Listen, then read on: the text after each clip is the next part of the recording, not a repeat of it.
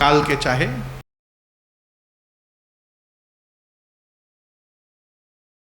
सभी दर्शकों को नमस्कार।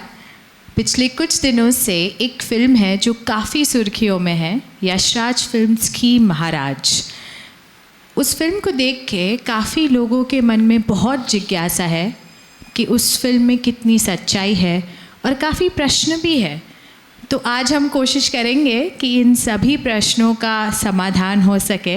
तो हमारे साथ है पुष्टि संप्रदाय के आचार्य जगतगुरु महाप्रभु श्रीमद् वल्लभाचार्य जी की 14वीं पीढ़ी पे विराजमान आचार्य बालक पूज्यपाद गोस्वामी 108 श्री गोविंद राय जी महोदय श्री।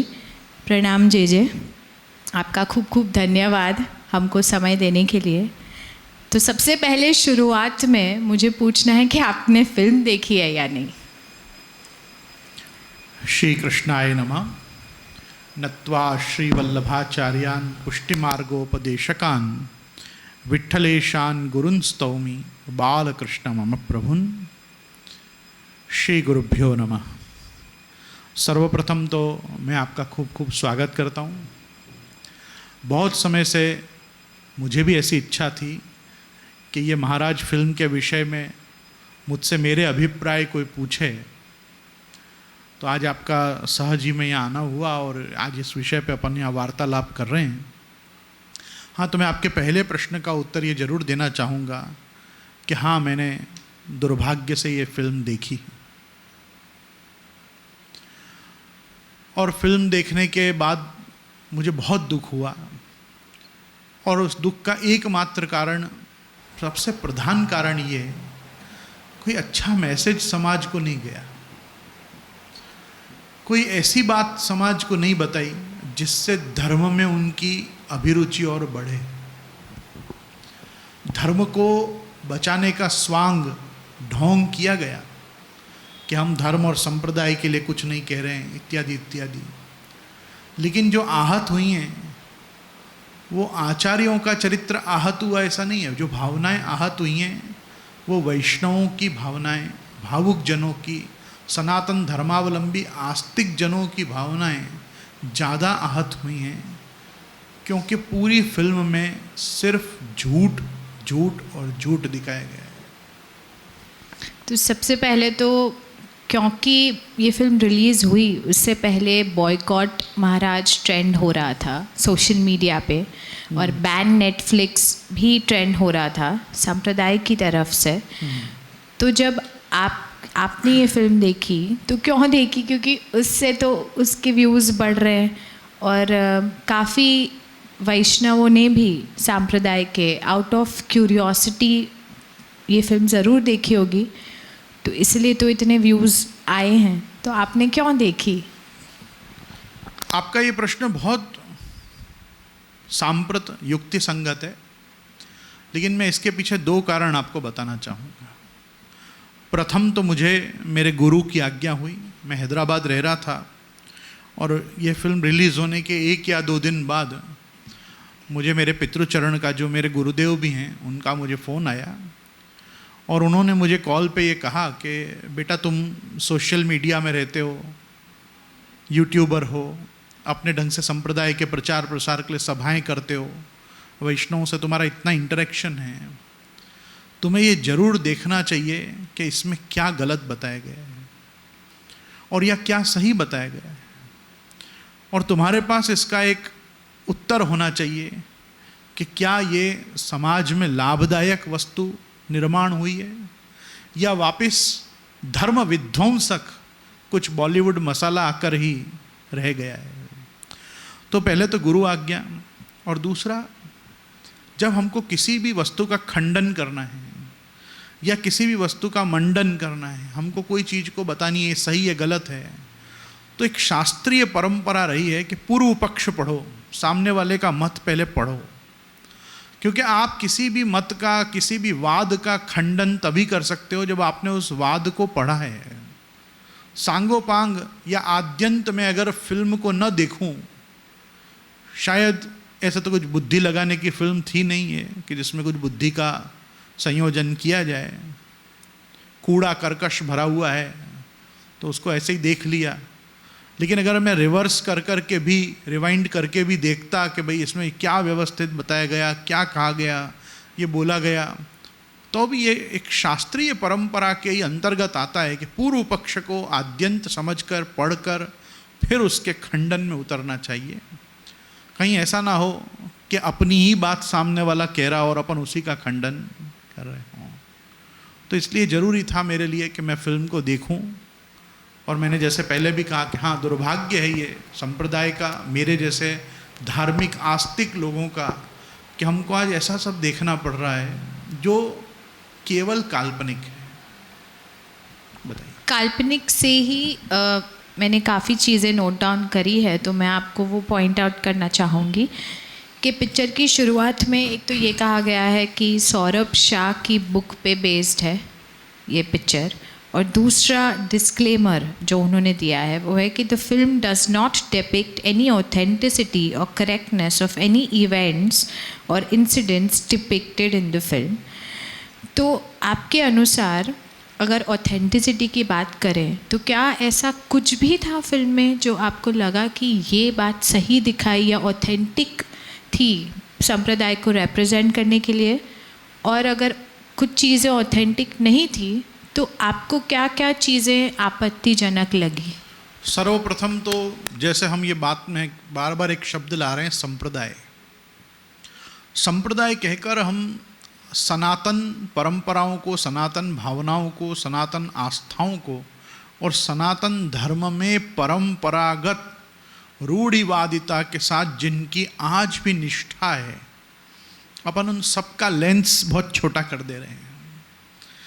संप्रदाय तो आहत होगा ही, संप्रदाय को तो हानि पहुंचेगी इस सब बातों से, लेकिन इसके साथ जो इसका वाइडर स्पेक्ट्रम है, वो वाइडर स्पेक्ट्रम ये है कि सबसे पहले भगवान और भगवत्ता और भगवद रूप जो गुरु हैं और तादृशी और उस समय के आस्तिक जो वैष्णव हैं, ये जो चीज़ बताई गई हैं वो सब तो कभी ऐसी रही ही नहीं। जैसे मैं आपको खुलासा करूं, श्रीनाथ जी के श्रृंगार हो रहे हैं, श्रीनाथ जी के स्नान हो रहे हैं, श्रीनाथ जी की भीतर की सेवा खुले में दिखाई जा रही है कि लोग उनका श्रृंगार होते हुए और ये सब भी दर्शन कर रहे हैं। और जहाँ भी श्रीनाथ जी, यमुना जी, महाप्रभु जी आ जा रहे हैं, वल्लभ संप्रदाय, पुष्टि संप्रदाय तो टारगेटेड है ही।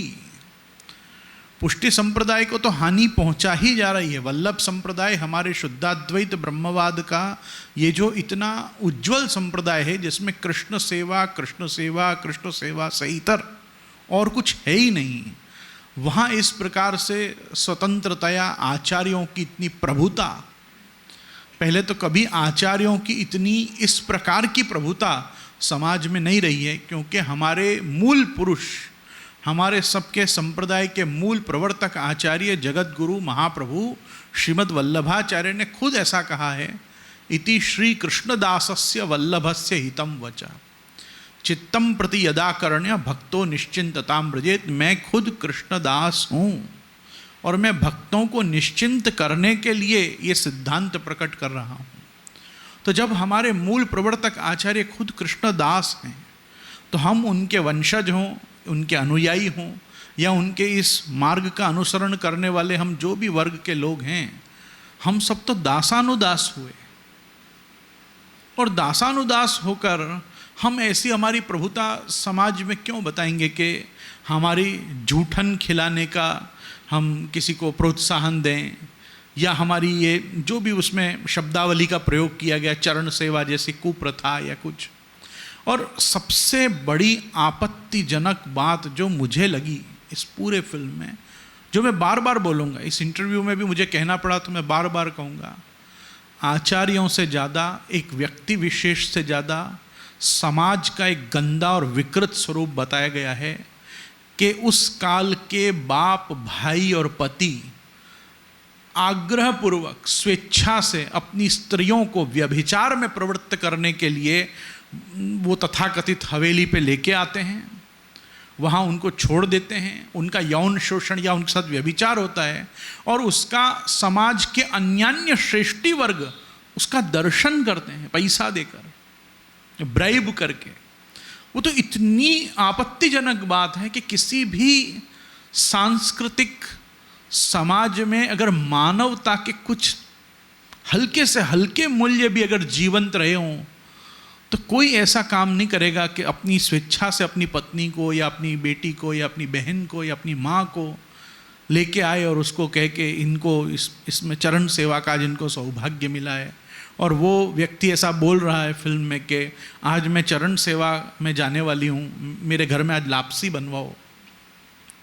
मैं आपको बताऊँ, छोटी छोटी चीज़ों का भी हम बैठ के खंडन कर सकते हैं।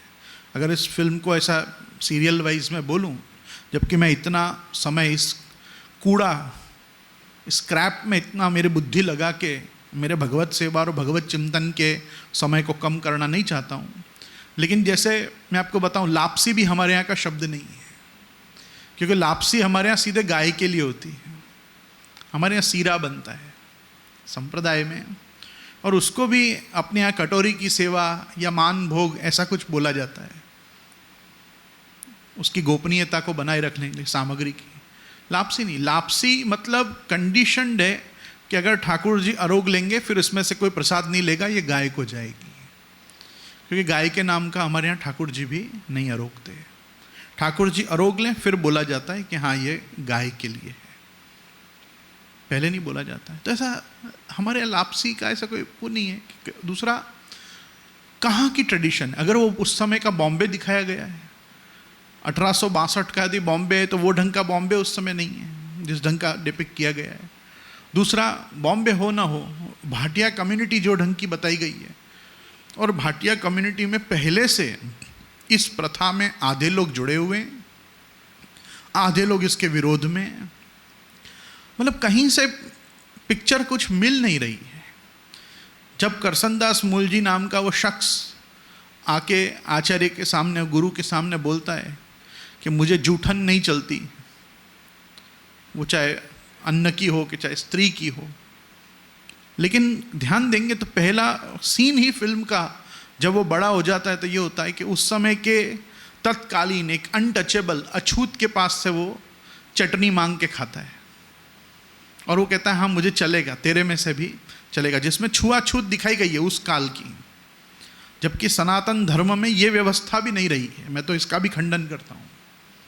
हमारे यहाँ वर्ण व्यवस्था है, जाति व्यवस्था हमारे यहाँ नहीं। वर्ण भेद से अपने अपने संस्कारों के आधार पे अपन ने एक बड़े छोटे का क्रम रखा, ऊंच नीच का नहीं रखा, बड़े और छोटे का क्रम रखा। तो ऐसी तो छोटे बड़ी बहुत सी चीज़ें आप पूछते जाओगे, मैं खंडन करता जाऊंगा कि ये, और मैं सर्वप्रथम इस इंटरव्यू में, इस हमारी आज वार्तालाप में, मैं इस फिल्म की कड़ी निंदा करता हूँ, कड़ी भर्त्सना करता हूँ। बकवास है, क्योंकि धर्म कभी इस प्रकार से चला ही नहीं जगत में जिस ढंग से इसमें बताया जा रहा है। धर्म एक बहुत पवित्र परंपरा है, और संप्रदाय अपने आप में एक स्कूल ऑफ थॉट है, एक विचारधारा है।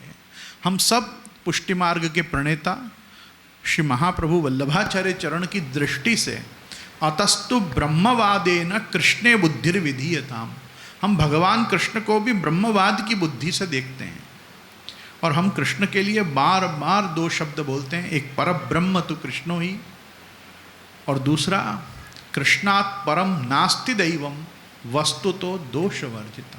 हम ही नहीं, हमारे अलावा भी जो संप्रदाय, जो सत संप्रदाय हैं, कृष्ण में निष्ठा रखते हैं, वो सहर्ष सस्वर स्वीकारते हैं, कृष्णात् परम किमपि तत्वम अहम न जाने, कृष्ण से ऊपर कोई तत्व है ये हम नहीं जानते हैं। यहाँ कृष्ण को भी गिराया गया है। श्री यमुना जी को तो, जो हमारी चतुर्थ पटरानी वल्लभ संप्रदाय में श्री स्वामिनी जी वत, हम जिनको इतने आदृत भाव से देखते हैं, उनको श्रीनाथ जी की बहन बता दिया गया है। आज कुछ रिसर्च किया गया भी है कि केवल संप्रदाय का स्वरूप गिराने का एक कार्यक्रम हुआ है इस फिल्म के माध्यम से। ये तो मैं अभी भी नहीं समझ पा रहा हूँ। ये आपकी बात सही है, बिकॉज़ मैंने भी जब गूगल किया था तो एक लेमैन भी जो आपके संप्रदाय से नहीं है, तो एक लेमैन भी गूगल करे कि हु इज़ श्री यमुना जी, तो गूगल में लिखा हुआ आता है कि she is the queen consort of Shri Krishna and she is the sister of Yama. तो ये तो गूगल भी बता रहा है, तो अगर फिल्म में वो डिपिक्ट किया जा रहा है और अगर वही चीज़ राइट नहीं है। देखो मैं आपको बताऊं, केवल यमुना जी की बात नहीं है। आज हमारे यहाँ जब हम कोई भी गोस्वामी महानुभाव आचार्य बालक किसी सभा में, किसी कमरे में 10 वैष्णवों के बीच में भी पधारते हैं, तो बड़े आग्रह, आदर और प्रेम के साथ सब वैष्णव ये नाद करते हैं, श्री वल्लभाधीश की जय। और आने वाले किसी भी श्री प्रभुचरण विट्ठलनाथ जी, श्री गोसाई जी के वंशजों को, अर्थात गोसाई बालकों को, आचार्यों को, महाप्रभु जी और गोसाई जी के स्थान पर देखकर, उस स्थान पे आप उस परंपरा में विद्यमान हैं ऐसा गुरु भाव रखकर अपने अपने गुरुद्वार को वल्लभाधीश के घोष और इस नाद के साथ उनका आवाहन करते हैं, उनको वेलकम करते हैं। और यहाँ पे तो जो वल्लभाधीश बताए जा रहे हैं उस समय के तत्कालीन, जो यदुनाथ जी महाराज का कैरेक्टर उस जगह पे बताया गया है, वो एक विलन का रोल उनको दिया गया है। करसनदास मूल जी को हीरो बताया है, उनको विलन बताया है। और जब जब विलन की एंट्री हो रही है तो विलन की एंट्री के समय पर वल्लभाधीश की जय हो रही है, जैसे कि ये परंपरा विलनों की हो। आचार्यों को, धर्माचार्यों को हीरो न बताकर एक विलन बताना, ये सनातन संस्कृति पे घात नहीं है? क्यों किसी के पैर छुएगा? अगर वो व्यक्ति विलन इस कैरेक्टर में दिखेगा तो क्यों किसी के आगे झुकेगा? जबकि आचार्य देवो भव, हमारे यहाँ कहा गया आचार्य देवो भव, आचार्य को देव रूप जानो। भगवान स्वयं कितने स्थान पर आज्ञा करते हैं, आचार्य माम विजानीयात। वेदों में कितने स्थान पे प्राप्त होता है, उपनिषदों में, आचार्यवान पुरुषो वेद। वेद मतलब ज्ञान। किसके पास ज्ञान है? जिसके पास गुरु है, जिसके पास आचार्य है। आचार्य को ही गिराया गया है। अरे अमिताभ बच्चन तो सरकार में एक प्रकार से हीरो हैं, वो विलन नहीं है। हीरो की एंट्री के समय या हीरो के कोई एक बहुत स्पेशल मोमेंट के समय, जैसे पीछे एक बैकग्राउंड में म्यूजिक चलता है, गोविंदा गोविंदा गोविंदा गोविंदा गोविंदा, उस प्रकार का आप देखिए यहाँ विलन रूपी आचार्यों के आने के समय श्री वल्लभाधीश की जय, गिरिराज धरण की जय। वाह, क्यों? अगर एक खराब आदमी आ रहा है तो उस खराब आदमी के लिए क्यों श्रीनाथ जी की जय, गोवर्धन नाथ जी की जय, वल्लभाधीश की जय हो रही है? मतलब इस चीज में जयकार करने वाले सब भी पतित मानसिकता के लोग हैं उस काल के। चाहे आप ये बताना चाह रहे हैं, आपका उद्देश्य क्या है इन सब चीजों के पीछे? आप क्यों ये बताना चाह रहे हैं कि ये प्रथा, अच्छा प्रथा कब बनती है? और 100 साल पहले ऐसी प्रथा रही और शायद उसके पहले के 100 साल से वो प्रचलित रही। इस प्रकार जब जो फिल्म में डिपिक्शन हो रहा है, कौन सी प्रथा, कौन सी कुप्रथा? एक शब्द है जिसका इतना खराब अर्थ किया गया है, चरण सेवा। अरे अपने माता पिता की चरण सेवा कर रहा था पुंडरीक, जिस समय भगवान विट्ठलनाथ उसके द्वार पे पधारे, और जब उन्होंने टेर लगाई, उन्होंने आवाज दी, तब पुंडरीक ने कहा अभी नहीं आ सकता हूं, अभी मेरे माता पिता की चरण सेवा कर। विश्वामित्र जी, वशिष्ठ जी जब आप पढ़ते थे, जब आप सो जाते थे, तब रामचंद्र जी और लक्ष्मण जी उनकी चरण सेवा करते थे। महर्षि सांदीपनी की चरण सेवा कृष्ण और बलराम ने की है। अपने अपने आज भी माता पिता की, अपने पति की, क्या लक्ष्मी जी नारायण की चरण सेवा नहीं कर रही हैं? चरण सेवा अपने यहाँ कितना पवित्र एक शब्द है। चरण स्पर्श अपने यहाँ की कैसी विधा है कि सबसे पहले आकर साष्टांग प्रणिपात करके अपन प्रभु से कुछ मांगते हैं तो झारी और चरण स्पर्श हमारे संप्रदाय में, कि हमको झारी भरनी मिले, अर्थात श्री यमुना जी की कृपा से सेवाधिकार फलित हों और उसकी सबसे पहली फल, उसका पहला फल प्रभु के चरणारविंद की रज प्राप्त हो। आज वो चरण सेवा को काम क्रीड़ा व्यभिचार बता दिया जा रहा है फिल्म में। आपने विचार किया कि चरण सेवा आज से नहीं हो रही? चरण सेवा रूपी उत्तम, उज्जवल और एक शाश्वत प्रथा हर बड़े व्यक्ति की हो रही है, जिसको आप आदर देना चाह रहे हैं, और आप उसको निकृष्टतम यौन शोषण या व्यभिचार के साथ जोड़ के आप कितने प्रकार के सनातन मूल्यों को गिरा रहे हैं। तो मानव संस्कृति में आगे क्या चीज होगी? आपको मैं एक बताऊं, आज हम उस युग में जी रहे हैं कि जहां आवश्यकता न पड़ने पर सुबह उठ के कोई किसी को ग्रीट तक नहीं करता है। आज कितने घरों में से जय श्री कृष्ण चला गया है। आज आपस में सुबह उठ के लोग जय श्री कृष्ण नहीं करते, प्रणाम बाबूजी प्रणाम माताजी नहीं करते। आज माता पिता को प्रणाम करने की संस्कृति का लोप देखने को मिल रहा है। भगवत स्मरण का लोप धीरे धीरे परस्पर लोगों में होता जा रहा है। हमारे यहाँ जय श्री कृष्ण नामोच्चारण वाद लिखा गया है कि क्यों वैष्णव एक दूसरे को मिलें तो जय श्री कृष्ण बोलें, क्यों परस्पर भगवत स्मरण करें। भगवत स्मरण करना वैष्णव धर्म का एक अभिन्न अंग है। ये सब चीज़ों में विकृति के साथ इन सब वस्तुओं को दिखाया गया है। यज्ञोपवीत और कंठी को हमारे यहाँ जो ढंग से बताना चाहिए वो ढंग से वो नहीं बताया गया है। कभी किसी के स्कंद पे यज्ञोपवीत होती है, किसी सीन में नहीं भी होती है। दुखद है। ब्राह्मण किसी भी क्षण यज्ञोपवीत का त्याग नहीं करता है, एक क्षण भी ऐसा नहीं होता है। यहाँ तक कि यज्ञोपवीत जब बदली जाती है तो पहले नवीन यज्ञोपवीत धारण की जाती है और फिर अधो अंग से जीर्ण यज्ञोपवीत को विसर्जित किया जाता है। हम कंठी भी, आप भी कंठी देखो, बदलते हुए लोगों को देखो। पहले नई कंठी अष्टाक्षर त्रयी का उच्चारण करके पहले नई कंठी पहनते हैं, फिर पुरानी कंठी बड़ी करते हैं। यहाँ तो जिनको आचार्य बताया जा रहा है, जिनको वैष्णव बताया जा रहा है, उनके गले में कंठी का ठिकाना नहीं। करसनदास मूल जी बार बार बोलते हैं फिल्म में कि मैं खुद एक वैष्णव हूँ, मैं खुद एक वैष्णव हूँ। उनके कपाल पे एक भी समय पे तिलक नहीं दिखाया गया है, जबकि अन्य अन्य कितने लोग हैं जो उस समय तिलक करके घूमते बताए हैं। और ऐसे नारद जी की तरह ऊपर चोटी करके एक पोनी, लिटरली एक पोनी करके बताना। हमारे यहाँ जूड़ा का क्रम है, पंचशिखा से जूड़ा बनाया जाता है या एक शिखा रखी जाती है। ब्रह्मचारी होते हैं तो 5 शिखा एक साथ रखते हैं, अग्निहोत्री होते हैं तो 5 शिखा रखते हैं। तो आप विचार करो कितनी चीज़ें इसमें गलत हैं। तो आप ये कह रहे हो कि एक कुप्रथा को डिस्क्राइब करने के लिए उन्होंने एक डिवाइन टर्म यूज किया। उन्होंने एक प्रथा बनाई है, उसको कु किया है और आपके सामने उस नवीनीकरण करके उस प्रथा को बताया गया कि ऐसी एक प्रथा चल रही थी, वो कुप्रथा थी और इस व्यक्ति ने उस कुप्रथा को रोकने के लिए आवाज़ उठाई और सक्सेसफुली वो बंद करवा पाया। ये जो झूठ है, ये सबसे बड़ा झूठ है। ना उस काल में भी ऐसी कोई प्रथा थी और ना कभी हमारे संप्रदाय में ऐसी कोई प्रथा रही जिसका नाम चरण सेवा रहा हो।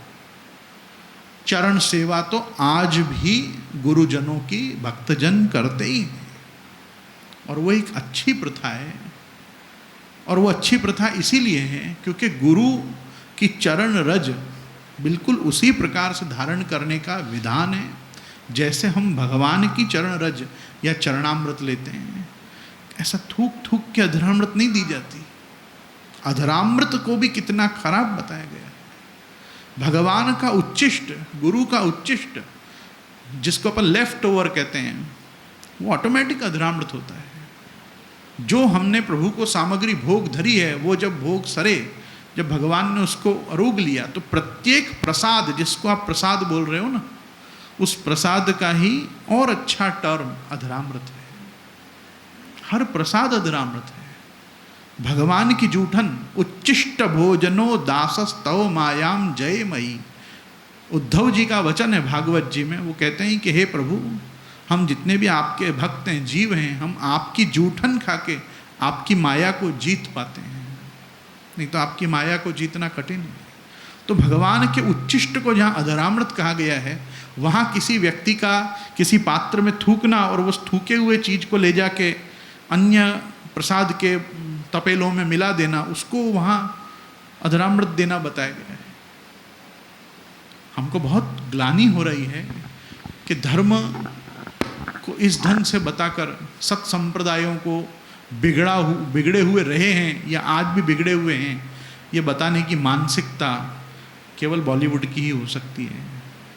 तो जैसे एक अडाज होता है ना इंग्लिश में, that half truth is more dangerous than lies, तो ये एक रॉन्ग पोर्ट्रेयल के कारण आप ऐसे कह रहे हो कि it has hurt religious sentiments?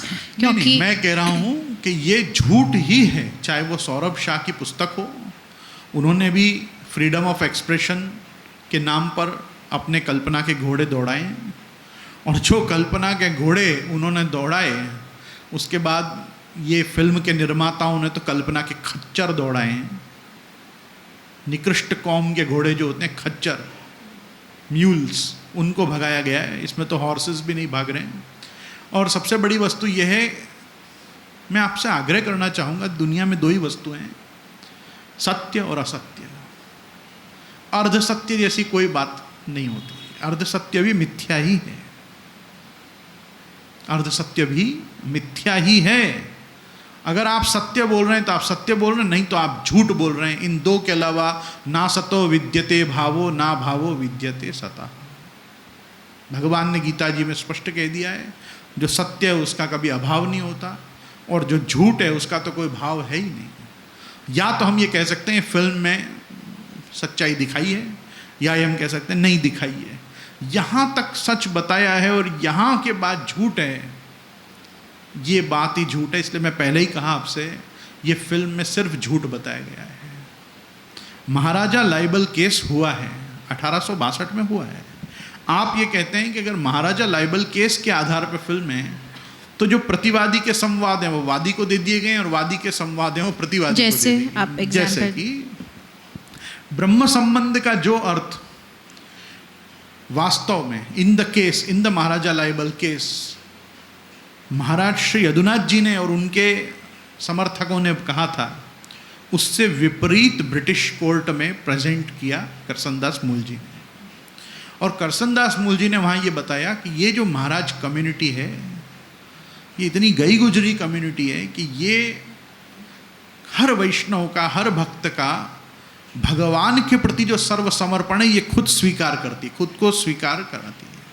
और उसके फल स्वरूप, उसके बल पर आग्रह करती है कि क्योंकि अब तुम्हारा घर, स्त्री, पुत्र, धन ये सब अब मेरा है, तो मुझे अधिकार है मैं तुम्हारे घर की स्त्रियों का उपभोग करूं। सेवा में उपयोग करो नहीं, उपभोग करो, ये अधिकार है। ये जो दाव है, ये जो वाद प्रस्तुत किया गया है, ये वाद तो करसनदास मूलजी का प्रस्तुत किया हुआ था।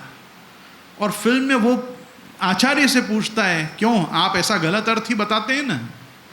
वो बेचारा यूँ हाँ करता है कि हाँ मैं ऐसा गलत बताता हूँ। ये पूरी चीज़ को फ्लिप किया गया है ताकि करसनदास मूलजी को सही बताया जाए। करसनदास मूलजी स्वयं एक बहुत गिरा हुआ आदमी था, और वो मैं इस आधार पे कह रहा हूँ क्योंकि उन्होंने सबसे पहला स्टेटमेंट ही दिया है कि वेद के बाद जितने भी धर्मशास्त्र समाज में प्रकट हुए हैं उनमें मेरी कोई श्रद्धा नहीं है। और वो बात वो गीता पे हाथ रख के कसम खा रहा है। तो गीता तो भाई बाद में प्रकट हुई ना, वेदों के कितने युगों बाद भगवत गीता प्रकट हुई, जिस पे तुम हाथ रख के सौगंध खा रहे हो और जिसके बाद कहना चाह रहे हो कि मैं अब यहाँ जो भी कहूँगा वो सत्य कहूँगा, क्योंकि मैं गीता पे हाथ रख के, उस गीता पे तुम्हारा विश्वास ही नहीं। तुम तो अपनी ओपनिंग स्टेटमेंट में ये कह रहे हो कि मैं तो रामायण, महाभारत आदि इन सभी चीज़ों को एक माइथोलॉजिकल स्क्रिप्चर मानता हूँ, ये हमारे यहाँ के स्पिरिचुअल लिटरेचर है ही नहीं, क्योंकि वेद और उपनिषदों के बाद जो भी आया है वो सब बकवास है। ऐसा बोलने वाला व्यक्ति समाज सुधारक है, जो व्यास जी के कार्य और व्यास जी की कृति को वरिवर्ती श्रद्धा श्रुतिषु यदि वा व्यास वचने, हमारे यहाँ के आचार्य कहते हैं यदि श्रुति पे, वेदों पर और व्यास जी के वचन पे श्रद्धा हो तो ही मेरे ग्रंथों को देखना, तो ही मेरे संप्रदाय के सिद्धांतों को पढ़ना। आज व्यास जी के मत में, व्यास जी के सिद्धांतों पे, व्यास जी की कृति पे जिस आदमी की श्रद्धा नहीं है वो आदमी समाज सुधार की बात करने आया है। दूसरा, आप महाराजा लाइबल केस को ऑफिशियली पढ़िए, RTI से निकालिए, आप उस केस को स्टडी करिए। आप Maharaja libel case and Bhatia conspiracy of that time, उसके जितने भी पत्राचार अवेलेबल हैं आप उनको पढ़िए। आपको पता चलेगा कि खुद सौरभ शाह ने कितना झूठ बोला है। प्रश्न, बहुत से लोगों का प्रश्न था, आपका भी प्रश्न होगा कि जब वो नॉवेल निकली तो उसका खंडन या उसका वो क्यों नहीं किया गया। आज फिल्म का जिस प्रकार का विरोध हो रहा है,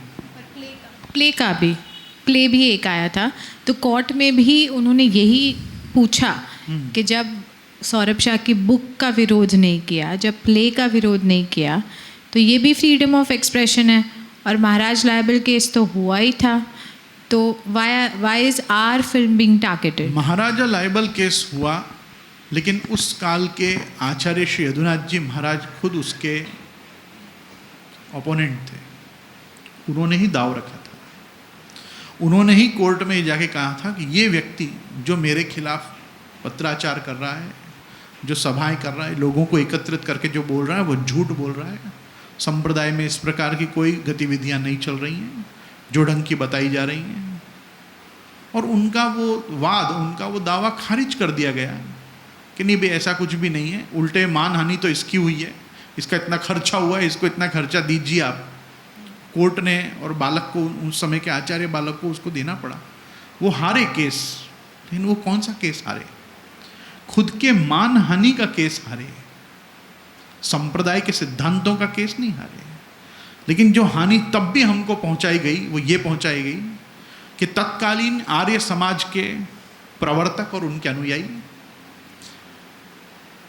भाटिया, उस समय का भाटिया कम्युनिटी, भाटिया मर्केंटाइल बॉम्बे की, तीसरा नर्मदा शंकर नाम के उस समय के गुजराती लेखक,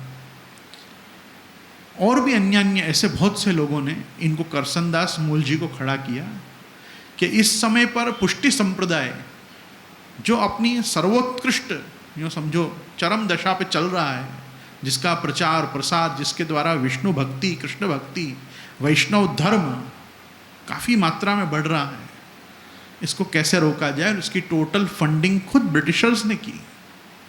east India company, father Wilson college और अम्ब्रोली चर्च में उस समय जो फादर्स थे, उन्होंने बाकायदा प्लान किया और एक प्लान्ड सूट के ढंग से इस दावा को सामने लड़ा गया with full force. And it took 3 years, even for Karsandas Mulji it took 3 years to get a judgement जिसमें कहा गया the defendant is not found guilty. और मैं तो कहता हूँ उस समय के आचार्य यदि खराब थे तो उनके ऊपर किसी प्रकार का क्रिमिनल एक्शन क्यों नहीं लिया गया उस समय? उसके बाद कुछ नहीं हुआ। एक सजेशन छोड़ दिया जज ने कि अगर किसी को इनको क्या कहते हैं उसको कॉर्नर करना हो तो आप इन पे लीगल एक्सरसाइज कर सकते हो, इफ़ यू डीम फिट कि हाँ इनके अंदर कोई खराबी है तो इन पे भी एक वाद किया जा सकता है। बस इतना बोल के अपना जजमेंट, अपना ऑर्डर पूरा कर दिया गया। भाई अगर उनको पेनल्टी लगानी थी तो पेनल्टी के सहित, अगर वो इतने बड़े वुमनाइजर थे, इतने बड़े अगर वो रेपिस्ट थे, अगर वो सोशल एक प्रकार का डिसरिस्पेक्ट सोसाइटी में फैलाने वाले व्यक्ति थे, तो उनको क्यों स्क्रू नहीं किया गया उस टाइम? और आपको आश्चर्य होगा जान के, इस केस के बाद वापस उन्होंने वाद रखा और जिसमें वो विजयी भी हुए। पर हम वहीं तक का जजमेंट और वहीं तक का ऑर्डर देखना चाहते हैं जहाँ तक हमको बॉलीवुड के लिए मसाला मिले। तो हमारी खुद की बुद्धि ऐसी केंद्रित है कि हम इसके आगे नहीं जाना चाह रहे हैं, क्योंकि हमारा सिंगल पॉइंटेड एजेंडा है श्रीनाथ जी और श्रीनाथ जी के संप्रदाय के स्वरूप को गिराया जाए। क्योंकि आज भी वल्लभ संप्रदाय के जो फॉलोअर्स हैं world wide more than 2 crores हैं। हम 2 करोड़ शाकाहारी कृष्ण भक्तों का एक सशक्त समुदाय है। सनातन धर्म के 33 करोड़ देवताओं में मानने वाला करोड़ों आदमी का वर्ग है, शाकाहारी नहीं।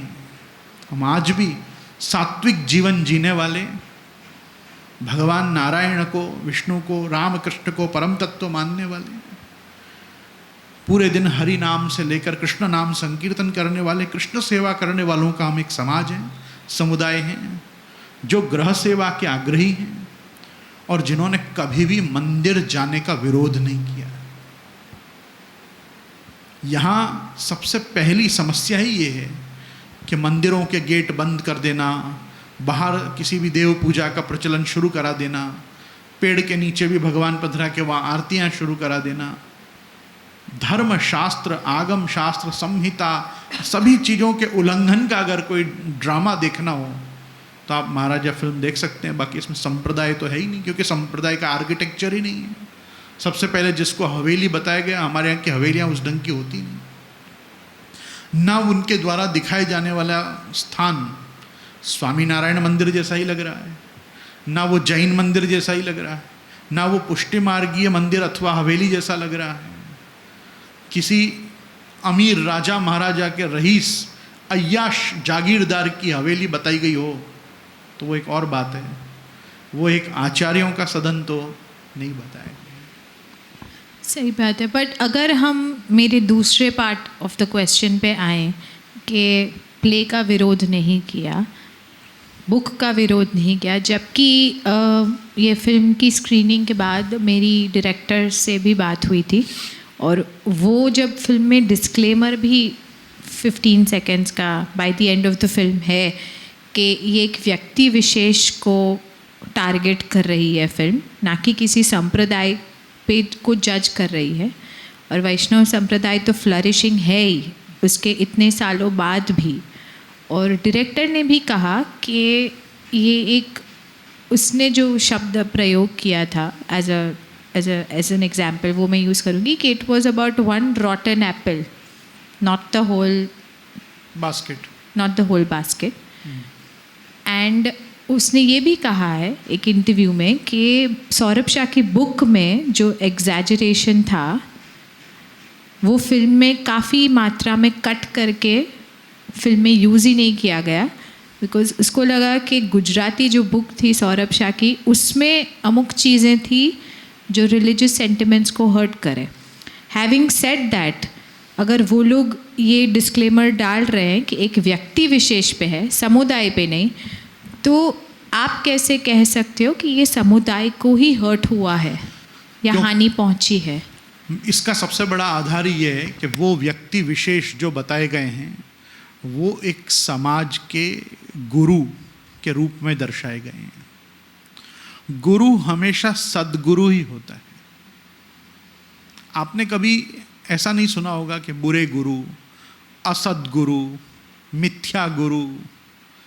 अरे यहाँ तक कि जो लोग जगत को मिथ्या मानते हैं वो भी जगत गुरु टाइटल लगाने में बड़ा गर्व का अनुभव करते हैं। जिनके लिए जगत तत्व ही मिथ्या है, ब्रह्म एकमात्र सत्य है। हम तो यद्यपि ब्रह्म सत्यम जगत सत्यम अंशो जीवो ही ना पर मानते हैं, पर जो ब्रह्म सत्यम जगत मिथ्या मानते हैं वो भी अपने नाम के आगे जगत गुरु लगाने में बड़ा आनंद का अनुभव करते हैं। तो आप विचार तो करो कि गुरु तत्व अपने आप में बहुत महान है। मैंने जैसे आपको कहा, आचार्य चैत्य वपुषा स्वगतिम व्यनक्ति, भगवान आचार्य के रूप में समाज में आके बताता है कि मुझे समाज से क्या अपेक्षाएं हैं। भगवान एक गुरु के रूप में, आचार्य के रूप में स्वयं भगवान वेद व्यास कृष्ण द्वैपायन बादरायण भी भगवान कृष्ण की ज्ञान कला के अवतार हैं।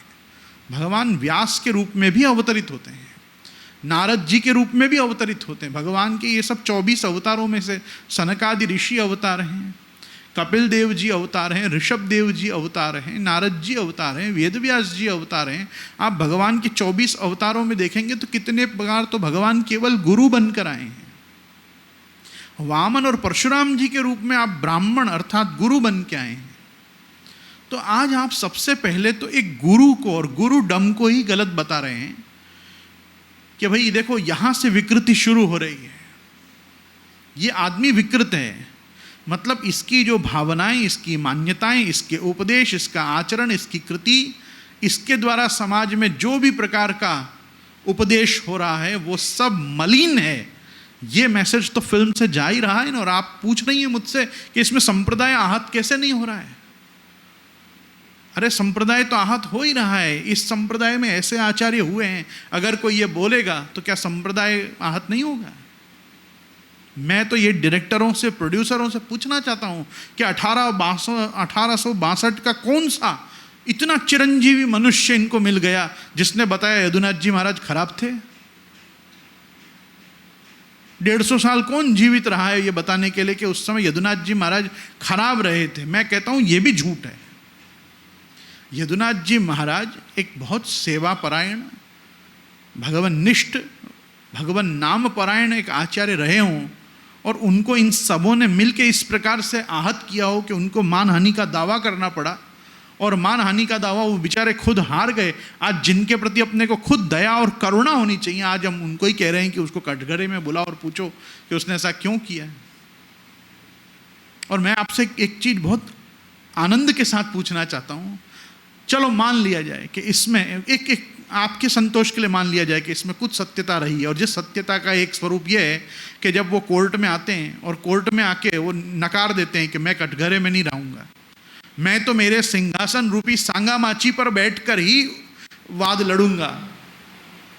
और ब्रिटिश बेंच मान जाती है, जजेस की वो पैनल मान जाती है कि हाँ ठीक है, इतना हम तुमको कंसेशन कोर्ट दे सकती है कि तुम कटघरे में मत आओ, तुम सामने बैठ के बात करो। और टांग पे टांग चढ़ा के यदि बात कर रहे हैं, और अगर उस काल की ये घटना सत्य है, तो आप विचार करो कि उस आदमी की कैसी प्रभुता और कैसा उसके आदर्श आचार्य होने के चरित्र की छाप जजेस के माथे होगी कि जजेस उसको उस काल में भी नहीं कह पाए कि नहीं कटघरे में आके खड़े रहो, नहीं कह पाएंगे। और हाँ, मैं इस घटना को सत्य मानता हूँ, क्योंकि मेरे प्रपितामह नित्य लीलास्त प्रातस्मरणीय गोस्वामी 1008 श्री गोकुलनाथ जी महाराज भी जब कोर्ट में पधारते थे, तो आप कटघरे में पधारते थे जुबानी देने, पर वहाँ कुर्सी लगती थी और आप कुर्सी पे विराज के आचार्यत्वेन किसी वाद की जुबानी देते थे। और उस समय के ब्रिटिशर्स को ये सहन करना पड़ता था। और आम सुप्रीम कोर्ट में हारे, सुप्रीम कोर्ट में हारे। किसका supreme court? The then East India Company का supreme court. East India Company के सुप्रीम कोर्ट के जो जजमेंट है, उनको आज republic of India, the supreme court और high court of republic of India, ये गवर्नमेंट क्यों मान रही है? ये कॉन्स्टिट्यूशन क्या बदला नहीं गया? हम जिस कॉन्स्टिट्यूशन के नाम पे फ्रीडम ऑफ स्पीच की बात कर रहे हैं, जिनमें प्रैक्टिस ऑफ रिलीजन की बात कर रहे हैं, वो हमारा अपना संविधान है कि ब्रिटिशर्स का झूठा प्रसादी संप्रदाय संविधान है? नहीं। उस समय की बात अगर हुई भी है, उस समय पे अगर हमारे साथ हुआ भी है, तो आपको क्या लगता है उन्होंने बड़ी उदार भावना से धर्म की अभिवृद्धि के लिए जजमेंट दिया होगा? जो सतत हिंदू और मुसलमान कह के डिवाइड एंड रूल की प्रक्रिया से ही अपने आप को पनपा पाए, आपको लगता है कि धर्म के रक्षण के लिए या समाज में सुधार के लिए कोई काम करेंगे? नहीं। वो समाज की आस्था को और दिन प्रतिदिन कमजोर करने के लिए ऐसे ही जजमेंट, ऐसे ही वर्डिक्ट और ऐसे ही ऑर्डर देंगे जिससे लोगों की आस्था समाज सुधार और उदारवादी मानसिकता के नाम पे और गिरे, और मानव मूल्य, धार्मिक मूल्यों के साथ उस पतन के कगार पे आ जाएं कि भारतीय मानव संस्कृति का विकास आगे भी ना हो सके। और वो सत्य हुआ। और ऐसी पिक्चरों का बार बार बनाकर समाज में रही सही भगवान के प्रति श्रद्धा, भक्ति, आस्था और संप्रदाय के सेवकों में से निष्ठा का जो लोप अभी नहीं हो रहा है, लेकिन अभी होगा। बुद्धिजीवी वर्ग जब इसको देखेगा, आस्तिक वर्ग तो देखना ही नहीं चाहता है। आस्तिक वर्ग तो हमारे यहाँ का इतना निष्ठावान है कि वो तो चाहता ही नहीं। आज मुझे भी शायद मेरे गुरु की आज्ञा नहीं हुई होती तो मैं नहीं देखता। मेरे गुरु ने आज भी नहीं देखी है, मेरे पिता ने आज भी ये फिल्म नहीं देखी है। उन्होंने मुझे, मैं आप जैसों को ये चीज़ के उत्तर दे सकूं इसलिए मुझे कहा कि बेटा तुम जरूर ये फिल्म देखना, लेकिन आप श्री ने नहीं देखी है। मैं यहाँ रोज मेरे साथ आने वाले वैष्णव को पूछता हूँ तुमने देखी, तुमने देखी? मेरे साथ उठने बैठने वाला वैष्णव आज भी कहता है क्या आवश्यकता है जी, हम क्यों देखें? नहीं देखना है।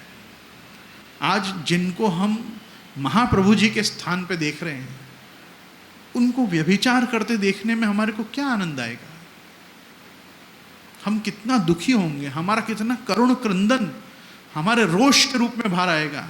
ये बॉयकॉट गलत हुआ, मैं भी मानता हूँ। इससे बहुत ज़्यादा उनको टीआरपी और उसको क्या कहते हैं वो मिली है, जिससे लोगों में ज़्यादा पब्लिसिटी, जिससे लोगों में और उत्सुकता बढ़ी है फिल्म देखने की।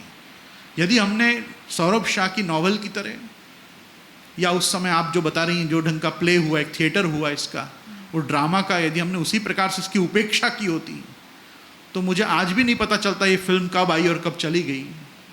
ये तो 2 करोड़ वैष्णवों को हमने बेकार में ही बॉयकॉट महाराजा करके, बॉयकॉट नेटफ्लिक्स करके अवेयर और किया, और आज हम उनको इतनी पब्लिसिटी और टीआरपी खुद दे रहे हैं कि लोग अब जिज्ञासा वशात देख रहे हैं कि ऐसा हमारे संप्रदाय को कहाँ हानि पहुँचाई गई है, क्या हानि पहुँचाई गई है। और समाज में जब लोग पूछें कि तमें ओला श्रीनाथ जी ना एज संप्रदाय थी छो, तो लोग कह सकें कि नहीं, उसमें गलत दिखाया है, हमारा संप्रदाय ऐसा नहीं है।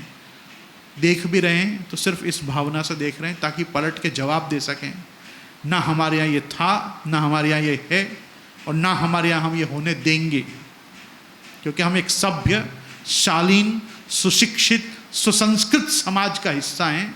हमने हमेशा हरि, गुरु, वैष्णव, गौ और ब्राह्मण तथा समाज के जो अंग कमजोर हैं उनकी सेवा का उपदेश ही हमारे समाज में दिया है। हमने कभी ये सब नहीं कहा है कि तुम हमारे सेवक हो। हमने हर व्यक्ति को ब्रह्म संबंधिया कंठी देने के समय कहा है, आज से तुम कृष्णदास भय, आज से तुम वल्लभ के दास भय, तुम मेरे सेवक नहीं हुए, अपन सब ठाकुर जी के सेवक हुए। मैं आपको एक आश्चर्य की बात बताऊंगा। महाप्रभु वल्लभाचार्य चरण और उनके तदात्मज प्रभुचरण श्री गुसाई जी, उनके जितने भी वैष्णव हुए हैं, एक भी वार्ता में ऐसा लिखा हुआ नहीं आता है कि वो महाप्रभु जी के या गुसाई जी के शिष्य हुए। लिखा हुआ आता है तब उनके सेवक भये। सेवक अपन सब जिनकी सेवा में हैं उनके साथ एक टीम मेंबर की तरह सेवक होते हैं। अपन सब ठाकुर जी के सेवक होते हैं, हम सब श्रीनाथ जी के सेवक होते हैं। अगर हम 7 बालक हैं तो साथ में अष्ट सखा भी हैं। 7 बालक भी श्री जी की सेवा करते हैं, अष्ट सखा भी श्रीनाथ जी के पद गाते हैं। हम सब साथ मिलके कृष्ण भक्ति करने वाला समाज और समुदाय है। हम व्यक्ति पूजा में न कभी थे न आज भी हैं। हाँ, अपन व्यक्तित्व का पूजन हम करते हैं। हम आज भी अपने गुरु में, हमारी गुरु परंपरा में, हमारे आचार्यों में हम वल्लभाधीश को और प्रभुचरण गुसाई जी को और ज्येष्ठ प्रभुचरण श्री गोपीनाथ जी को देखते हैं। हम जिन जिन घर के आचार्य बालक होते हैं उन घर के रिप्रेजेंटेटिव आचार्यों को हम श्री गिरधर जी से लेकर घनश्याम जी के स्थान पे देखते हैं। हम आज भी हमारे पीठाधीश्वरों को उन तत्त पीठ पे आसीन उन मूल आचार्यों के स्थान पर ही देखते हैं। हम आज भी हमारे समाज के प्रधान और वल्लभ संप्रदाय की प्रधान पीठ पे विराजमान गोस्वामी तिलकायत को प्रभुचरण श्री गुसाई जी के स्थान पर ही देखते हैं। और इसी कारण से आप जितने भी आस्तिक वैष्णव इस पुष्टि मार्ग का अंग, कंठी और ब्रह्म संबंध लेकर बनते हैं, हम आप सभी लोगों को 252-84 वैष्णवों के स्थान पे देखते हैं। और जो 252-84 वैष्णव के स्थान पे जो वैष्णव हैं, वो वैष्णव समाज, वो समुदाय ऐसा करेगा, आपको लगता है कि अपनी बहन बेटियों को कोठे की तरह कहीं जाके छोड़कर आए और वहाँ उसका यौन शोषण हो और अन्यान्य समाज का अंग और वर्ग उसका पेड दर्शन करने जाता हो। छी! ऐसी गंदी सोच, चाहे वो प्रोड्यूसरों की हो, डायरेक्टरों की हो, राइटर्स की हो, जिसकी भी हो, उसको धिक्कार है। उसको भारतीय होने का अधिकार ही नहीं। सनातन परंपरा में अपने आप को आस्तिक कहने का भी अधिकार नहीं है। इनसे तो नास्तिक अच्छे, जो कम से कम इतना तो मानते हैं हम ईश्वर की सत्ता में मानते ही नहीं है, हम धर्म को जानते ही नहीं है, जानना चाहते भी नहीं है। धर्म में ये खराबी थी और हमने ये सुधार किया या उस समय ये सुधार हुआ, इस प्रकार से धर्म को और गंदा और विकृत बनाने वाली जो सोच है, यही सड़न का मूल है। इसी से सड़न शुरू हो रही है समाज में। और आप देखना, जैसे जैसे समाज में नास्तिकता बढ़ेगी, मानव मूल्य और मानव धर्म के संस्कार भी गिरेंगे। और जब वो गिरेंगे ना, तो एक स्वस्थ समाज नहीं बनेगा। आज जब ये फिल्म नहीं बनी थी तब भी डिवोर्स की मात्राएं कम नहीं थी, तब भी रेप, मर्डर और सुसाइड कम नहीं हो रहे थे। ये सब भी तो हो ही रहे ना समाज में। क्यों हो रहे हैं? क्योंकि एक स्वस्थ समाज नहीं है। स्वस्थ समाज धार्मिक भावनाओं से ही बनता है, धार्मिक आस्थाओं से ही बनता है। किसी भी धर्म में जहाँ उनकी निष्ठा होती है, वो निष्ठा ही उनसे भक्ति कराती है। आइए पूछिए। तो आपने जैसे कहा, उससे मुझे ऐसा हुआ कि जैसे डेफेमेशन केस, मानहानि का केस श्री यदुनाथ जी ने उस समय में किया था, तो जब बुक आई तब भी ये तो डेफेमेशन हुआ, जब प्ले आया तब भी डेफेमेशन हुआ, और अब ये मूवी से भी संप्रदाय को एक डेफेमेशन ही हो रहा है। Do you think so? Ankita बहन, मैं आपसे खास कहना चाहता हूँ कि किसी व्यक्ति के घर में आग लगे, या यूँ कहो किसी सोसाइटी में आग लगे और वो आग एक शहर के रूप में परिणित हो जाए, ना करे नारायण, तो आपको समाचार तभी जाके प्राप्त होते हैं जब आपको मालूम पड़े उस शहर में आग लगी। और अगर आप शहर में रह रहे होंगे तो आपको पता चलेगा उस सोसाइटी में आग लग गई आज, और आप उस सोसाइटी में रह रहे होगे तो आपको मालूम पड़ेगा वो पर्टिकुलर फ्लैट में या बंगलों में आग लगी।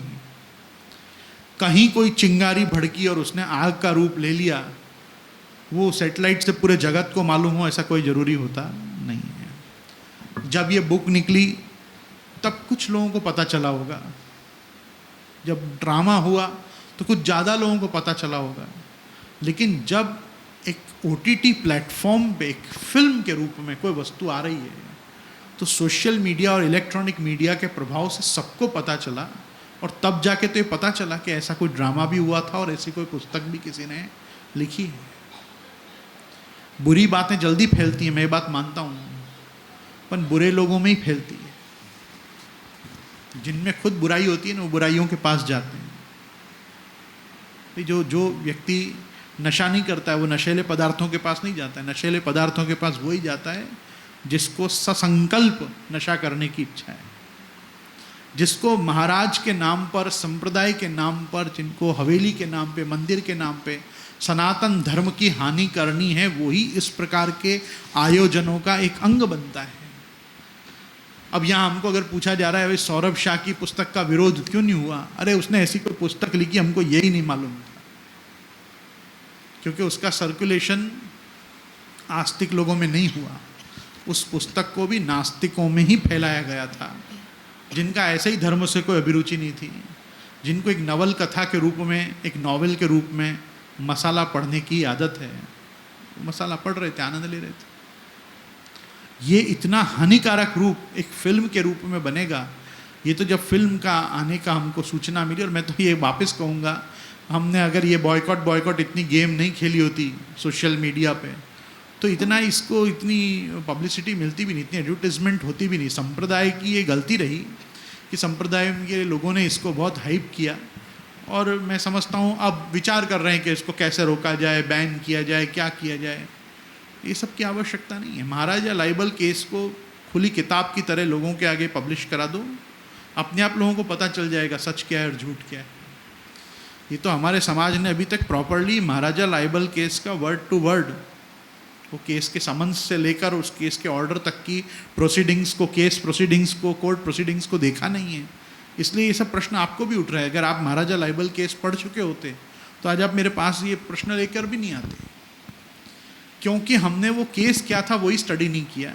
हम समझे कि एक महाराज ने किसी महिला का या कुछ महिलाओं का यौन शोषण किया था, उसके खिलाफ किसी ने आवाज़ उठाई और उसके ऊपर ये पूरा वाद हुआ है। ऐसा नहीं है। मैं आपको पुनः स्पष्ट करना चाहूँगा, ये pre planned destruction of religion and spirituality है, जिसको बहुत सिस्टमैटिक ढंग से, या आप जो डिस्क्लेमर्स और बाद में जो 15 सेकंड या 20 सेकंड का जो बाद में भी नोटिस जैसी दी गई है कि भाई हमारा वैष्णव संप्रदाय के खिलाफ कोई हमारा कदम नहीं है, ये तो एक व्यक्ति विशेष को, क्यों व्यक्ति विशेष, वो व्यक्ति विशेष कोई साधारण आदमी नहीं है, आचार्य है। और आपने किसी टीका, तिलक, माला, कंठी वाले किसी बाबा जी को नहीं दिखा दिया है फिल्म में। आप बाकायदा वल्लभ संप्रदाय के पुष्टि मार्ग के मंदिरों को, जिनको हवेली कहा जाता है, उसको एक घर के रूप में, आचार्य सदन के रूप में दिखा रहे हैं। आचार्य सदन को एक वैश्यालय के रूप में दिखा रहे हैं। वैश्यालय के साथ साथ, जहाँ भले पुरुष एक वैश्या के रूप में बताया गया है, परंतु इस ढंग से आप बता रहे हैं। और उसके बाद आप समाज के, मतलब मेरे तो शब्द ही नहीं मिल रहे हैं इस समय कि किस मुंह से पिता, पति, भाई कैसे आग्रह करते होंगे, अगर कोई चरण सेवा जैसी कुप्रथा रही भी हो कि बेटा आज तुमको चरण सेवा के लिए जाना है, कि हे मेरे अर्धांगिनी मैं आज तुमको चरण सेवा के लिए भेज रहा हूँ। ये खुद एक समाज, सभ्य समाज है। ये समाज सुखी तो हो सकता है, पर मुझे लगता है सभ्य समाज होगा। इसका कोई आदर किया जाना चाहिए। मैं तो कहूँ अगर ऐसा पूरा समाज था तो एक व्यक्ति खराब नहीं है। आपने तो 1862 में बम्बई की हालत बता दी है कि बम्बई में इस प्रकार की गंदी मनोवृत्ति के लोग रहते थे। मैं बम्बई शब्द का प्रयोग 1862 के अर्थ में कर रहा हूँ। I am speaking about Mumbai by itself. लेकिन मुंबई कभी ऐसा नहीं था। मैं आपको एक और चीज़ बताना चाहूँगा, मुंबई में जो आचार्य आके बसे वो अपने समय के सबसे ज़्यादा पठित आचार्य थे, सुशिक्षित, सुसंस्कृत और धर्माग्रही, मतलब प्रचंड धर्माग्रही आचार्य थे, जिनकी मैन मर्यादा, जिसको हमारे यहाँ अपरस कहा जाता है, जो एक सैंक्टिटी, एक ऑस्पिशियसनेस, सीक्रेटनेस की जो एक अवस्था है, उसको मैनेज एंड मेंटेन करने वाले और अपने पूरे पूरे घर को एक परकोटा की तरह रखने वाले आचार्यों का हम वर्ग रहा। मैं खुद मुंबईकर हूँ, मैं 6 पीढ़ी से मुंबईकर हूँ।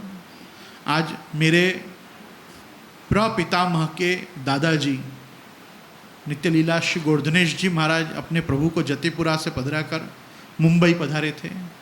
तो गोवर्धनेश जी महाराज, जीवनलाल जी महाराज, गोकुलनाथ जी महाराज, श्रीमन माधव राय जी महाराज, मेरे पिता श्री नीरज कुमार जी महाराज श्री और मैं गोस्वामी गोविंद राय, हम 6 पीढ़ी से मुंबई में ही जन्मे और बड़े हुए हैं। हमने ये 6 पीढ़ी का मुंबई को बनते और बड़े होते हुए देखा है 6 पीढ़ियों से। और मैं आपको बहुत आश्वस्त करना चाहूँगा, मुंबई तक की बहुत बुरी स्थिति और दशा इस फिल्म में दिखाई गई है। मुंबई इतना रूरल कभी नहीं था जैसा फिल्म में दिखाया गया है। तो मेरे आखिरी 2 प्रश्न हैं, वो भी आप विचार करो कि जहाँ पे सुप्रीम कोर्ट ऑफ इंडिया हो वो अर्बन मुंबई, क्या उस काल में भी इतना रूरल और इतना थकेला, जिसको आज की आपकी राउडी भाषा में जिसको थकेला कहते हैं, ऐसा मुंबई होगा जहाँ ऐसी मानसिकता के लोग रहते हों कि जो अपनी बहन बेटियों को ऐसे स्थान पे भेजने में निडर हों और स्वस्थ हों।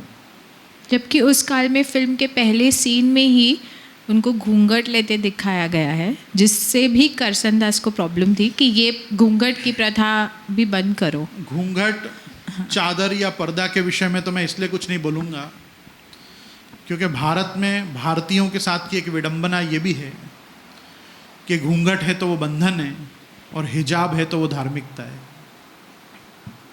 अगर कोई स्त्री के मुख पे हिजाब है तो वो उसकी धार्मिक आस्था का प्रतीक है, और अगर कोई अपने आग्रह से, अपने कुल, अपने घर, अपनी संस्कृति की मैण मर्यादा से यदि माथा भी ढक रहा है तो उसको कहा जा रहा है कि ये तो देखो कितने दबाव में है।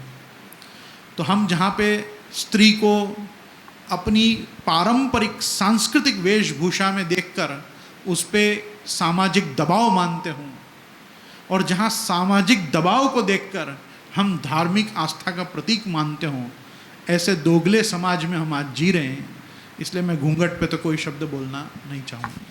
तो जैसे इस फिल्म में अब हमने चरण सेवा के जो wrong usages of word, of a divine word, उसकी तो चर्चा करी, पर इस फिल्म में जो एक संप्रदाय और हवेली कल्चर को लिमिट करके किया गया है कि इसी के लिए जाते हैं, तो अगर आचार्य पद से आप प्रकाश करना चाहो कि आप अपने संप्रदाय को, हवेली कल्चर को कैसे डिफाइन करोगे, और ब्रह्म संबंध क्या है अगर जो लोग नहीं जानते, जिसका फिल्म में जिक्र किया गया है, अगर आप वो समझाओगे।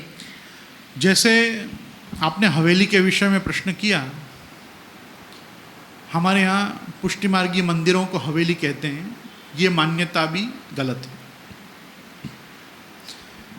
पुष्टि मार्गीय मंदिरों को कभी हवेली नहीं कहा जाता था। गोस्वामी आचार्य बालकों के अपने निवास सदन को हवेली कहा जाता है, जिसमें उनके खुद के ठाकुर जी का मंदिर होता है। अगर आप एक प्रैक्टिसिंग वैष्णव हैं तो आपका भी कोई ना कोई फ्लैट होगा, फ्लैट नंबर होगा, बिल्डिंग होगी, बिल्डिंग में फ्लोर, फ्लैट, और फ्लैट में आपके विभिन्न कमरों में से एक कमरा ठाकुर जी को दिया होगा। आप उसको ठाकुर जी का कमरा नहीं बोलोगे, मारा मंदिर में थी आ लई आओ, तो ऐसा कहोगे। जो मंदिर में राखेलो छे, मंदिर में आ छे, मंदिर में ये है। आप अपने घर के भी उस स्थान को जहाँ पे आपने अपने इष्ट की, अपने भगवान की स्थापना की गई होगी, आप उसको क्या बोलेंगे? मंदिर बोलेंगे। हम तो मंदिर को मंदिर बोलते ही नहीं हैं, हम मंदिर को हवेली बोलते हैं। क्यों हवेली बोलते हैं? क्योंकि हवेली नंदराय जी की हवेली होती। नंदराय जी और यशोदा जी जो ब्रज के राजा थे, वो ब्रज में भी राजा रजवाड़ा के रूप में अपनी हवेली में विराजते थे, जिस हवेली के प्रांगण में भगवान पुष्टि पुरुषोत्तम भगवान श्री कृष्ण बाल लीला से लेके अन्य अन्य सब क्रीड़ा आप करते हैं। तो हम आज भी पूजा नहीं करते, हम आज भी सेवा वाला संप्रदाय हैं। हम केवल भगवान की पूजा में तत्पर नहीं, हम भगवान की सेवा में तत्पर हैं। और भगवान को संसेव्यमान बनाने के लिए हम आज भी उनको नंदराई जी यशोदा जी के घर में विद्यमान मानते हैं। इसलिए हमारे मंदिरों को आज भी ध्वजा शिखर नहीं होता है। हमारे मंदिरों में आज भी फ्लैट रूफ होती है, ऊपर बिल्कुल घर की छत की तरह छत होती है, और उसके ऊपर भगवान के ही सप्तोसा खाने या कोषागार होते हैं। और हम उस ठाकुर जी के मंदिर को भी नंदराई जी की हवेली मानकर उसमें हम ठाकुर जी की एक राजा के रूप में और एक राजपुत्र के रूप में उनकी सेवा करते हैं, जिसको हम बालोपचार, ग्वालोपचार, राजोपचार और वेदोपचार के रूप में प्रभु को समर्पित करते हैं।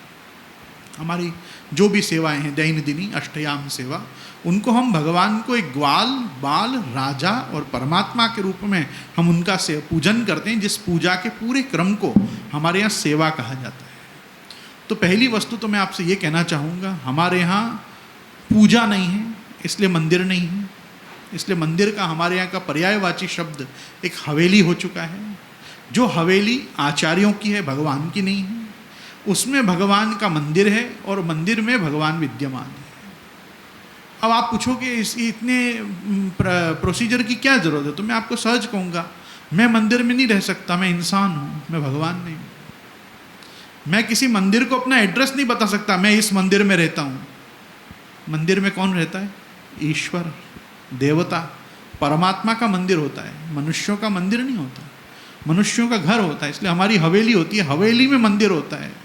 आज आप जहाँ जिस प्रांगण में आई हैं भक्ति सेतु में, ये भक्ति सेतु मेरे पिता का घर है।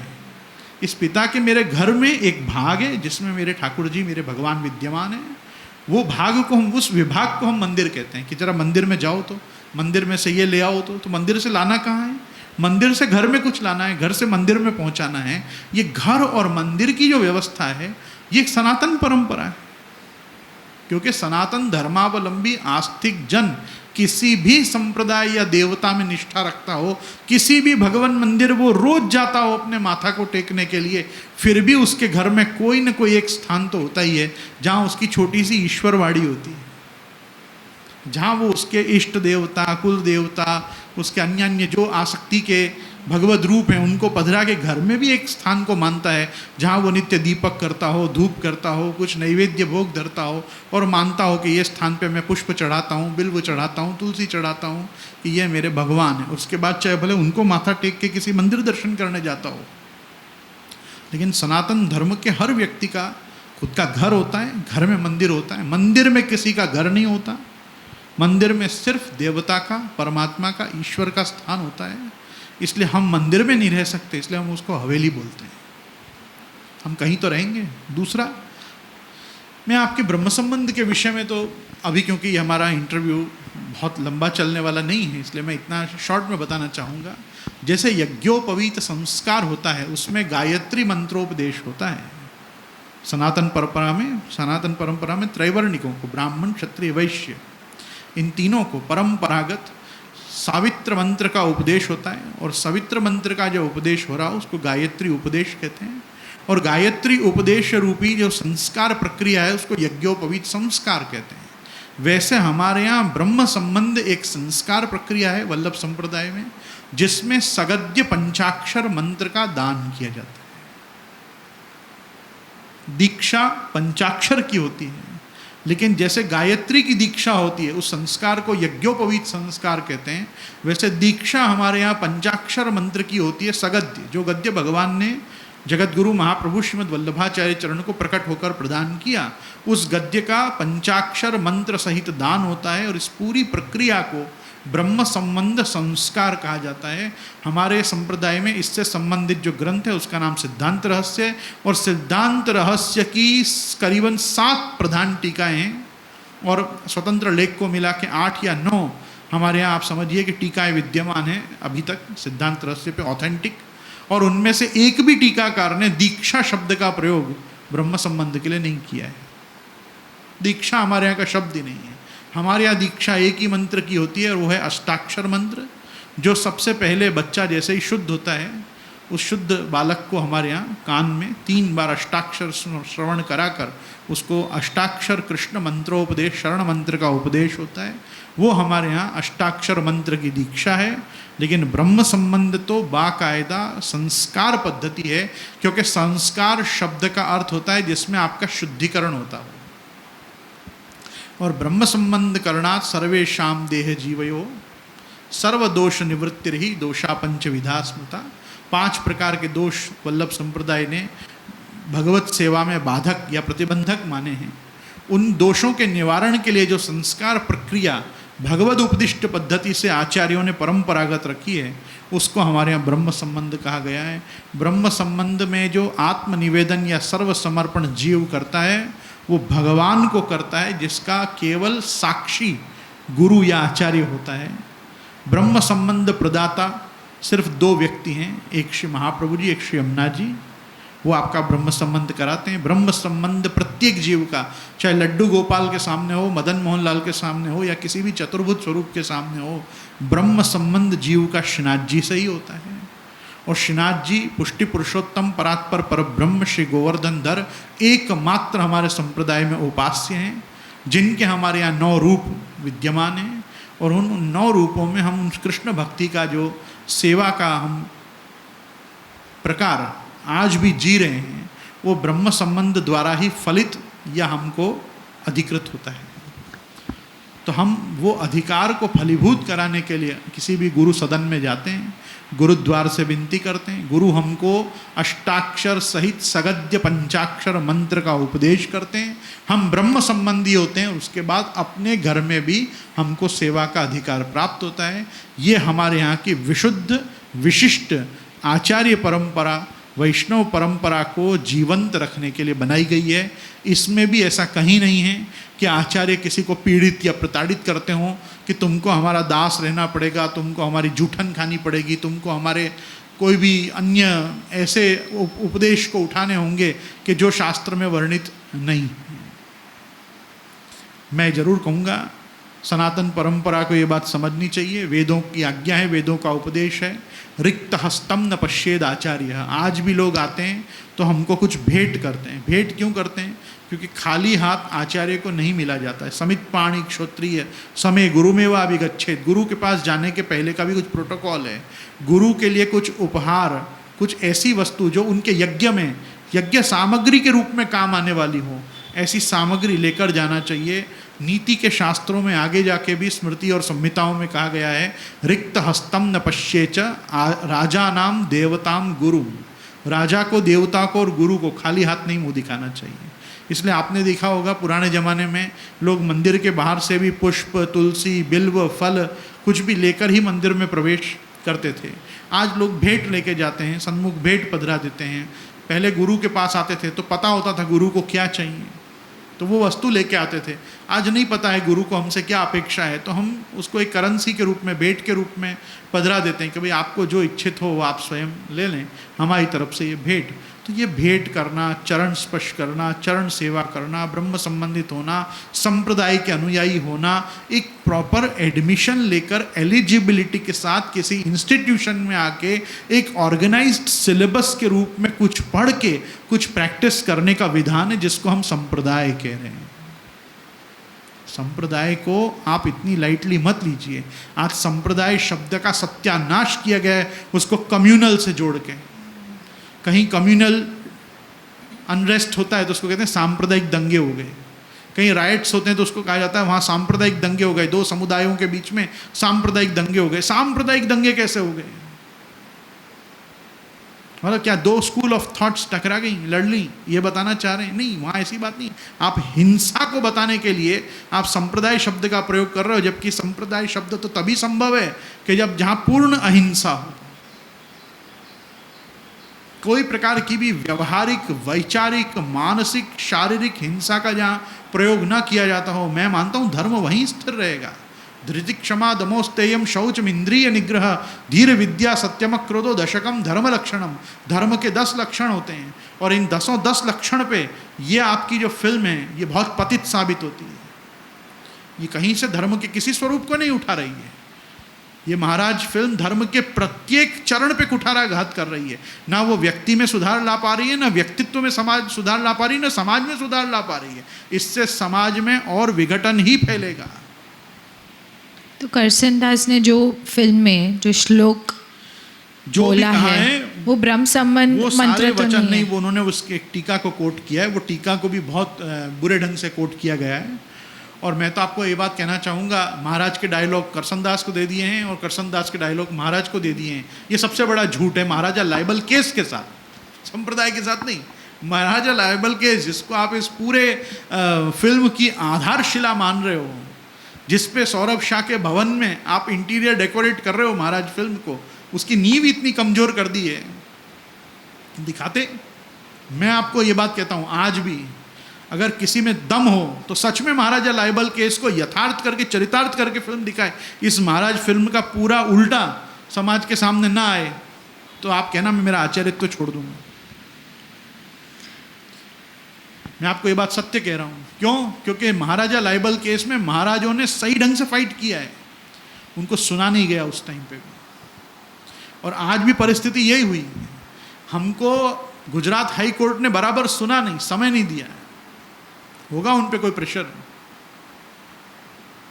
लेकिन मैं तो एक फ्रीडम ऑफ स्पीच के तहत ही ये बात कह रहा हूँ कि मैं इस जजमेंट से संतुष्ट नहीं हूँ। और आप देखो, आधे घंटे के अंदर फिल्म रिलीज हो गई। क्या प्लानिंग तगड़ी होगी, आप विचार करो उनकी। यहाँ कोर्ट का ऑर्डर आया, वर्डिक्ट आया, वो भी जूम सभा पे। जो गुजरात हाई कोर्ट की प्रोसीडिंग जूम पे दिखाई जा रही है, उसमें आने के बाद ऑर्डर उनके हाथ तक ईमेल भी नहीं हुआ होगा, उसके पहले ये फिल्म रिलीज हो चुकी थी। क्योंकि ये सब चीज़ प्लान्ड है। हमारे ही लोगों में ये बॉयकॉट ट्रेंड, बॉयकॉट महाराजा, बॉयकॉट नेटफ्लिक्स, ये पहुंचाने वाले लोग भी वो थे जिनको मालूम था कि हमारे संप्रदाय में कितने निष्ठावान और आस्तिक लोग बैठे हैं और वो इसके विरोध में तत्पर हो जाएंगे। और वो जितने ज़्यादा तत्पर होंगे उतना नेटफ्लिक्स को और महाराजा को और पब्लिसिटी मिलेगी।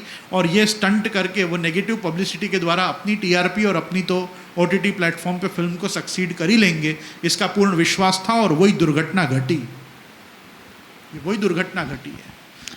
तो लास्टली, जब हर ढंग से आप इस फिल्म की निंदा कर रहे हो, तो उसके बाद पर फिर भी जो एक आपके वैष्णव समुदाय की आस्था, श्रद्धा को ठेस पहुंची है, तो आप उनको क्या मैसेज देना चाहोगे? और जो युवा वर्ग है जो OTT देखता है और जो चाहेगा कि वो आपके संप्रदाय में प्रवृत्त हो, तो उनके लिए आपका क्या मैसेज है? इसके साथ हम इस कॉन्वर्सेशन को आज विराम देंगे।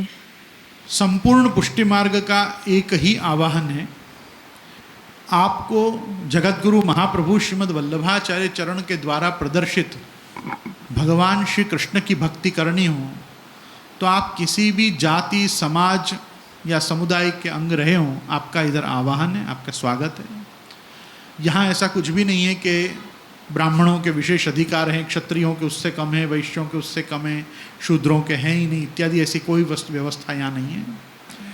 हमारे यहाँ यवन भक्त भी रहे हैं, म्लेच्छ भक्त भी रहे हैं, और हमारे संप्रदाय से सुशिक्षित दीक्षित रहे हैं। संप्रदाय की उदार भावना ने सदा सर्वदा समाज के हर अंग और हर वर्ग के व्यक्ति का बहुत खुले हृदय से स्वागत किया है। और कृष्ण भक्ति का जिनको भी कृष्ण सेवा के रूप में आग्रह रहा है, उनके लिए पुष्टि मार्ग के द्वार रहे हैं। मैं मानता हूँ वल्लभ संप्रदाय की उदारता सबसे बड़ी यही रही कि वी वर द फर्स्ट संप्रदाय जो 7 कॉन्टिनेंट्स तक अपने ठाकुर जी को लेकर गए। आर्यावर्त के बाहर जाने वाले भगवत स्वरूपों में से, भगवान मंदिरों में से हम भगवत सेवा परायण वर्ग जैसे जैसे माइग्रेट करता गया, हम अपने साथ ठाकुर जी लेके गए। और प्रभुचरण श्री गुसाई जी की कृपा से यस्मादस्मिन् स्थितो यत् किमपि कथमपि क्वाप्युपहर्तुम् इच्छत् यद्धा तद गोपिकेश स्वदन कमले चारुहासे करोति। आज श्री महाप्रभु जी कृपा से, श्री गुसाई जी कृपा से जहाँ बैठकर हमारा वैष्णव जो भोग वस्तु को धर रहा है, पुष्टि पुरुषोत्तम सानंद उस वस्तु को अंगीकार कर रहे हैं, स्वीकार रहे हैं, चाहे वो पृथ्वी के नॉर्थ पोल में हो कि साउथ पोल में हो। क्यों?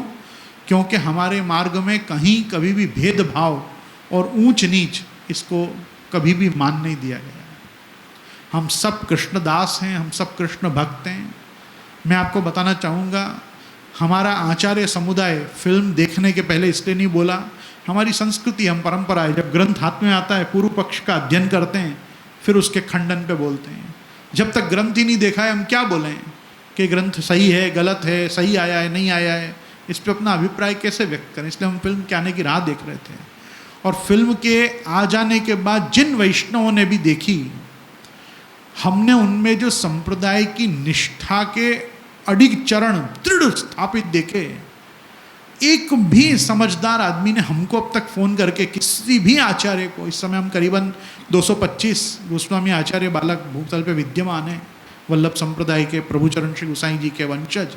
हम में से एक भी वैष्णव को, एक भी आचार्य को, एक भी वैष्णव का फ़ोन नहीं आया है कि जे जो आ फिल्म में दिखाड़ू છે आ सत्य હતું, कि क्या ये सत्य है।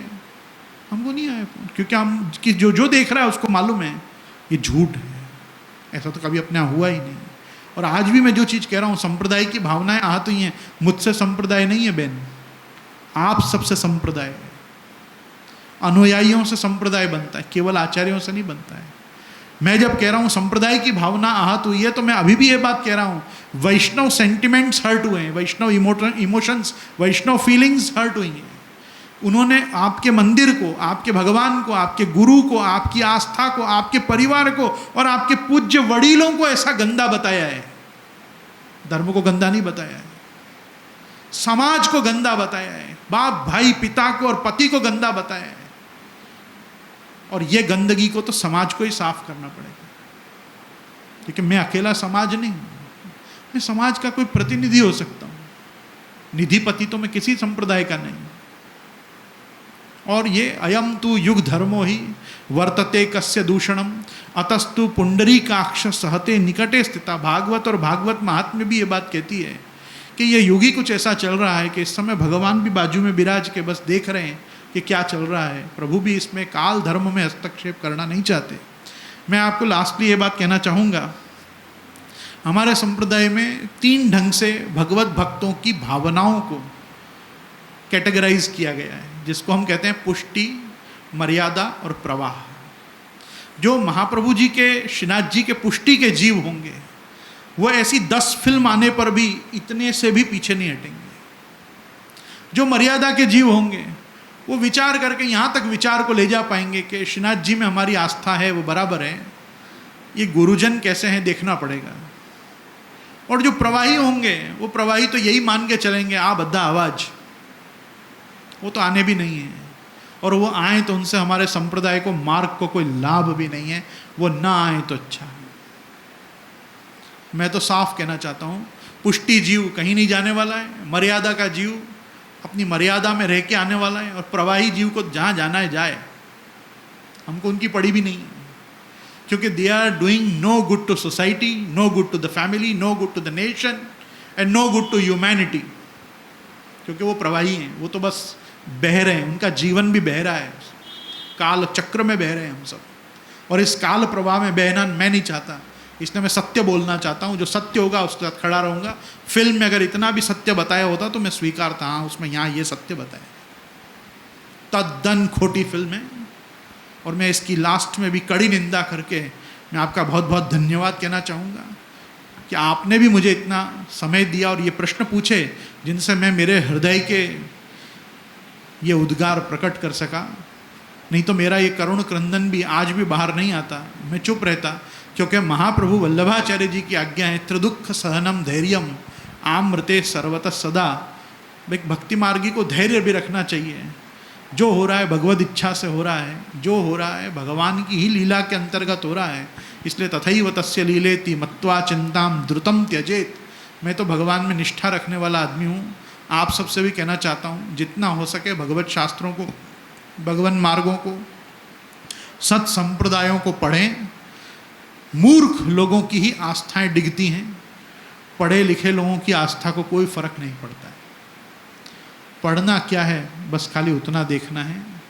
और अगर आप सब Maharaja libel case and the Bhatia conspiracy of that time उसको प्रॉपरली स्टडी करेंगे तो आप कभी महाराज फिल्म के ऊपर ये प्रश्न पूछेंगे ही नहीं, क्योंकि महाराज के साथ उस समय भी खराब हुआ था, आज भी खराब हो रहा है और आगे समाज में आज भी खराबियां बढ़ेंगी।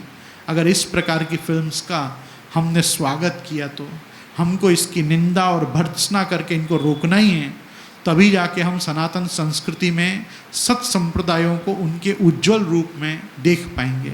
किम अधिकम इति शम श्री गोवर्धन धरो जयति। श्री कृष्णार्पणमस्तु। आपका खूब खूब धन्यवाद जे। आपने हमको समय दिया और बहुत सुंदर ढंग से हर प्रश्न का समाधान किया, क्योंकि लोगों में इतनी जिज्ञासा थी। तो आपका खूब खूब धन्यवाद।